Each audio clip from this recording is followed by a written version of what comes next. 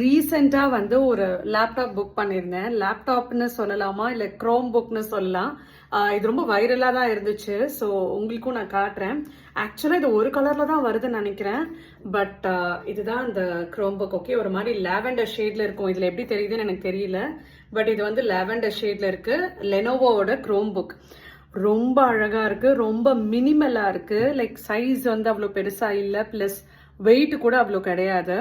ஒரு பேசிக் யூசேஜ் நான் பண்ணணும், எனக்கு வந்து பேசிக் நீடுக்கு தான் வேணும், நான் ரொம்ப கேமிங்லாம் வந்து ஃபோக்கஸ் பண்ணல அப்படின்னு நினச்சிங்கன்னா கண்டிப்பாக இதை நீங்கள் பர்ச்சேஸ் பண்ணலாம். ஆக்சுவலாக அதோட ஒரிஜினல் ரேட் 35 போட்டிருக்காங்க. பட் அமேசானில் ஃப்ளக்சுவேட் ஆகிட்டே இருக்கும். நீங்கள் ப்ரைஸிங் செக் பண்ணிட்டு பாருங்கள். உங்களுக்கு உள்ளே கூட நான் அந்த லேப்டாப் எப்படி இருக்குன்னு காட்டுறேன். ஒரே ஒரு நிமிஷம் இருங்க. உங்களுக்கு இதுதான் அந்த லேப்டாப். ஆக்சுவலாக க்ரோம் புக்னு சொல்லுவாங்க. பட் ரொம்ப அழகாக இருக்குது. ஏன்னோ கீபோர்ட்ஸ் எல்லாம் கலர்ஸ் எல்லாம் ரொம்ப அழகாக இருந்துச்சு. ஸோ எனக்கு வந்து ரொம்ப பிடிச்சிருந்தது. நீங்களும் வந்துட்டு ட்ரை பண்ணணும்னா ட்ரை பண்ணி பாருங்கள். நான் ரிவ்யூ கொடுக்கல, பர்ச்சேஸ் பண்ணியிருக்கேன் அவ்வளோதான்.